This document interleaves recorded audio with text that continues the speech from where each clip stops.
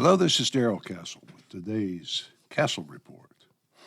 This is Friday, March 4th, 2022, and I will be talking about the war in Ukraine. But from a Russian perspective, this is possible, I believe, because one can see the other's point of view in a conflict without agreeing with the other's tactics. I would not wish to be seen as supporting the Russian invasion in any way because I don't. But I want to be free to examine evidence, draw my own conclusions without being told by opinion makers what to think.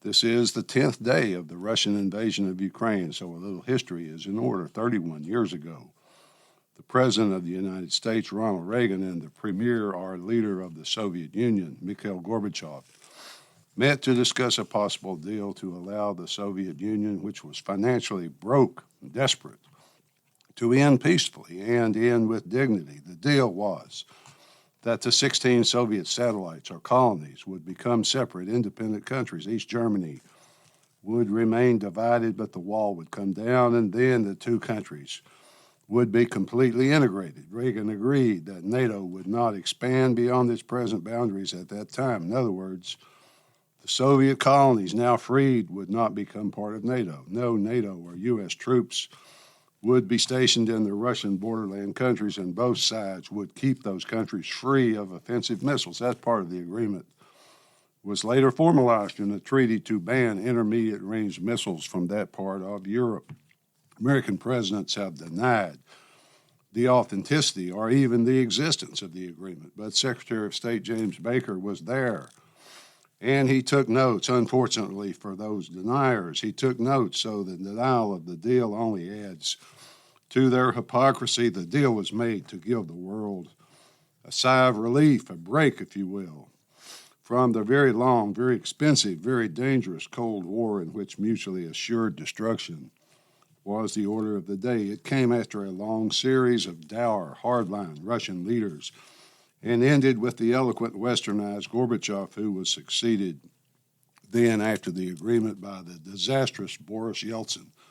President Clinton reportedly took advantage of Yeltsin because of his greed and because of his alcoholism. NATO began its continual march to the east to Russia's border. During that time, the U.S. withdrew from the Intermediate Range Missile Ban Treaty and moved missiles into Poland and Romania. Yeltsin held power for about 10 years, then power was transferred to a former colonel in the KGB European Division named Vladimir Putin. Mr. Putin set out to build Russia's reputation and status as a great nation. His first tactic was to divert a large part of the Russian GDP to modernizing the Russian military. NATO had advanced to the border of Ukraine by that time. There were constant rumors of Ukraine's joining the NATO treaty. The nation of Georgia was a target for NATO expansion. When it became an open question, Putin invaded Georgia and put a stop to it. The West seemed to learn nothing from that, however. Fast forward to the year 2016 and the American presidential election, in which Vladimir Putin and Russia were accused of interfering in the election on behalf of Donald Trump. For the next 4 years, that was a constant theme of the American media. But the Durham investigation revealed that Hillary Clinton campaign instigated the entire hoax.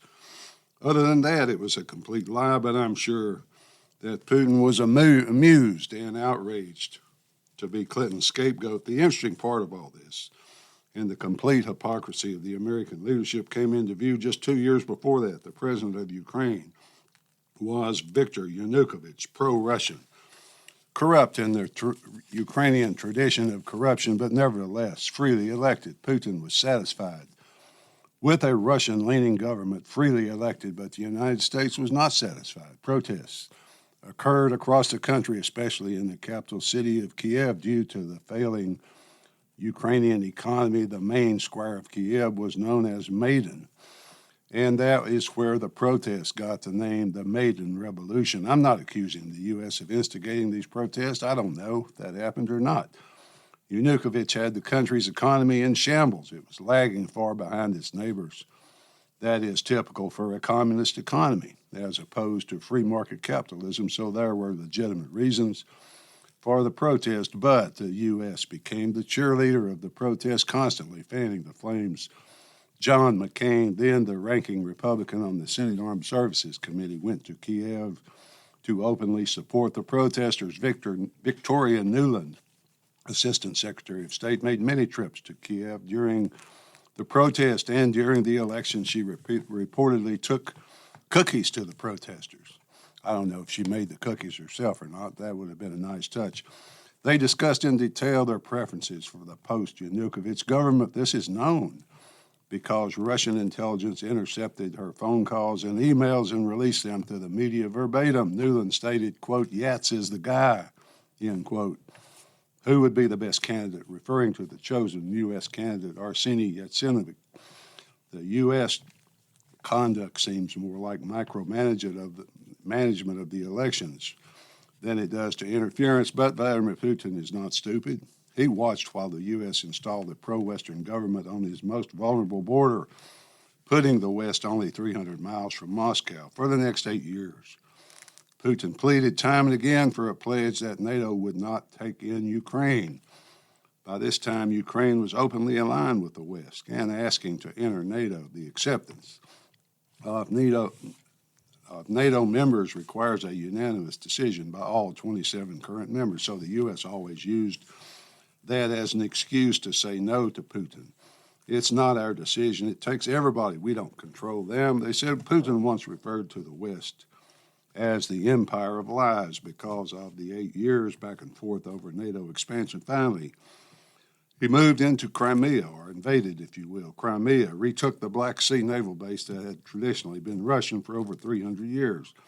Then he moved into the eastern Russian-speaking provinces of Ukraine. Finally, he moved the equivalent of 10 infantry divisions plus armor and artillery to the Ukrainian border 10 days later. He invaded. I'm sure he was surprised at the tenacity of the Ukrainian resistance, plus the heroic gallantry of the soldiers and civilians of Ukraine. Why now? Why invade at this moment? In Putin's 2018 State of the Union address, he presented all the new Russian military weapons that the West did not have at that time, weapons such as the hypersonic missile capable of carrying both conventional and nuclear warheads, while the U.S. was building new supercarriers. The Russians were developing missiles to counter those carriers. The point is, he was sending a "we're back" messages to the West, but Western politicians and Western media were not listening. Putin sees the same videos we see, the ones exacerbating Biden's obvious mental decline, the ones with Kamala Harris acting like a nervous schoolgirl, the ones showing the mental decline of Nancy Pelosi.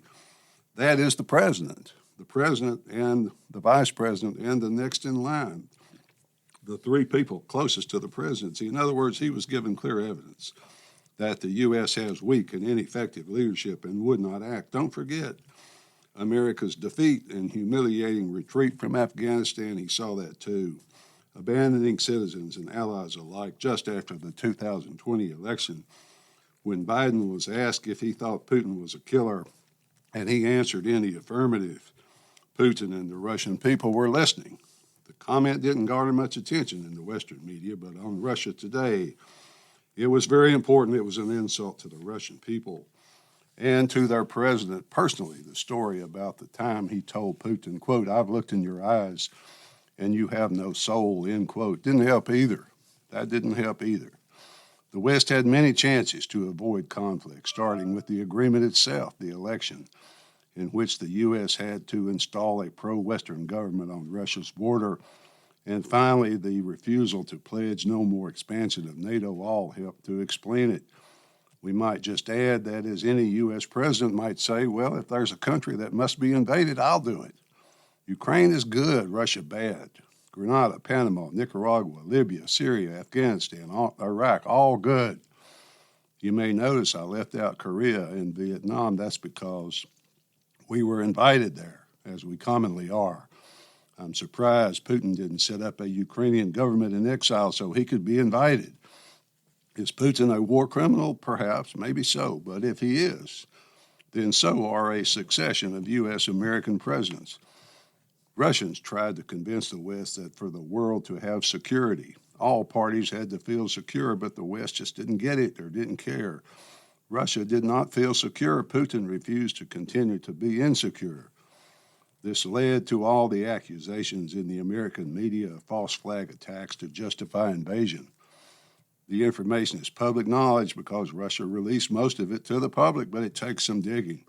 Since we in the U.S. only get the news the mainstream wants us to see and hear, the meetings, leaked information point to the fact that the U.S. knew the invasion was on, as Biden assured us many, many times, but still made no effort to resolve it through dialogue and diplomacy. Putin explained that the situation with Ukraine was so threatening that it was unacceptable to him. Still, no one in the West seemed to be listening. The Cold War in some ways was more stable than what we have now. The two sides understood the danger and tried to do things, have agreements that reduced tensions and kept things more stable. Today, however, things have changed. Washington has changed. The 20th century, part of the Cold War, contained efforts to find mutual security through arms control. That's all disavowed now by the U.S. withdrawal from most of the treaties by the U.S. The U.S. position now seems to be one of, you must accept lower tier status because we're a great power and you are not. No nation with 6,000 nuclear weapons can be treated like a third-rate vassal. Russia is no exception. Presidents and their advisors during the Cold War were constantly on the look for any nuance of consequences in Russia speak. For example, Putin's "there will be dire consequences" warning got no heed from the American government as it would have gotten during the Cold War. My greatest fear in all this is escalation, which has been war-gamed many times by both sides. A conventional war between Russia, China, and the U.S. with NATO as a partner would not be a pretty thing, but would it stop there? No nation is going to lose a war with missiles still in its silos, so nuclear annihilation might just be a foregone conclusion, especially when the missiles are mixed with the narcissistic egos of today's leaders. It doesn't have to be that way, folks, because Russia wants a security agreement. It's not willing to settle for less. To me, that seems like not too much to expect. The State of the Union this week, State of the Union speech, I should say, was all about Ukraine. Flags and banners adorned the House, even the clothes of the courtiers listening. They always revel in telling us what to think, what to believe, despite the evidence. The war kept most of us in a mood to listen to him, but he didn't spend too much time on the actual State of the Union. It's obvious why President Biden doesn't have to wait for Vladimir Putin to destroy Western civilization. We've done a bang-up job of that ourselves. In fact, the entire West will not be much of a problem for Mr. Putin much longer unless changes are made and fast. The West is collapsing from its own moral degeneracy, its own self-hate. I'll defer to Paul Craig Roberts for an explanation of this. Quote, "The West dishonors its founders, its heroes. The West tears down its own historical monuments, blacklists its own classic literature, teaches hatred of itself in its own universities and public schools. Now has created two powerful enemies. The West rejects its values. It has no morals, no respect for truth. The government has trampled the Constitution into the dirt. Yes, the U.S. is the Constitution. The U.S. has trampled itself into the dirt. The law schools are silent or encouraging of the destruction as the rest of the West is American empire. All goes down but the U.S., end quote. Sanctions may seem like a harmless way to meddle, folks, in the affairs of others, but actions have consequences. We will have to wait and see what the consequences are. I'm afraid that's a shutting off of people's money. People who are just Russian is an introduction, as in Canada, to the play our game or you don't play. That might just be in our future. Finally, folks, an old maxim of marketing is love me or hate me because there's no money in the middle. I'm just giving the other side of a struggle that the mainstream tells us has no other side. At least that's the way I see it, folks. Until next time, this is Darrell Castle. Thanks for listening.